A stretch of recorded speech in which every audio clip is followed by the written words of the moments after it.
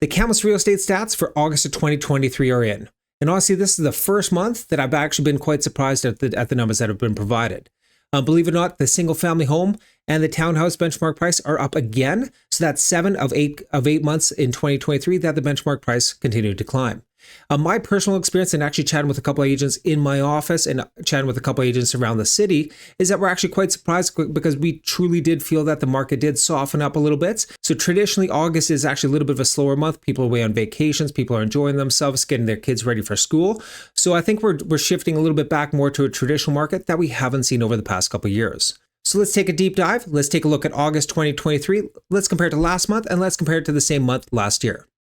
All right, now let's take a quick look and see how August 2023 compares to July 2023 and August of 2022.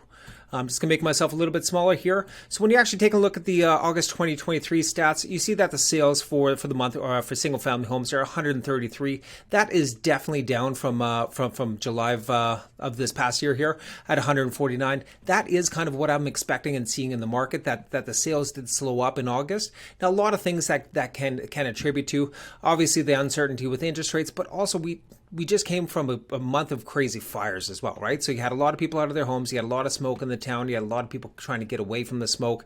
So that's pretty common, especially when we see these fires.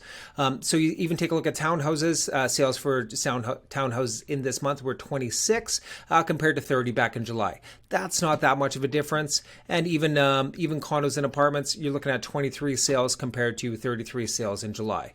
Now, you got to keep in mind a lot of the reporting that happened in July were sales that happened back in June. So as we kind of led up into the summer, before a lot of people were away on their summer breaks, vacations, etc.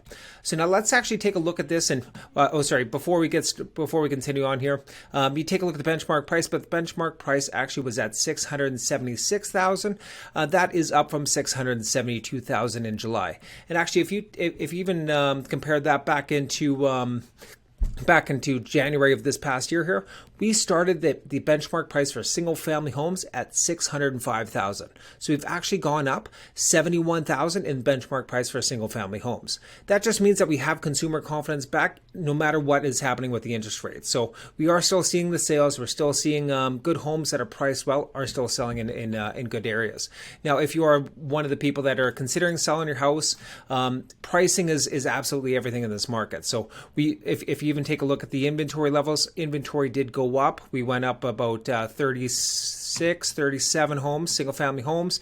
Inventory went up in all three categories over the past month here. So sales are down, inventory is up. So we're starting to get a little bit closer to that balanced market. Now let's compare August of 2022 compared to August of 2023. The biggest thing here that I noticed is the biggest difference. Sales last year, this same time, 101 sales for single family homes. We had 133 sales this past year. This past month. So that's just amazing news.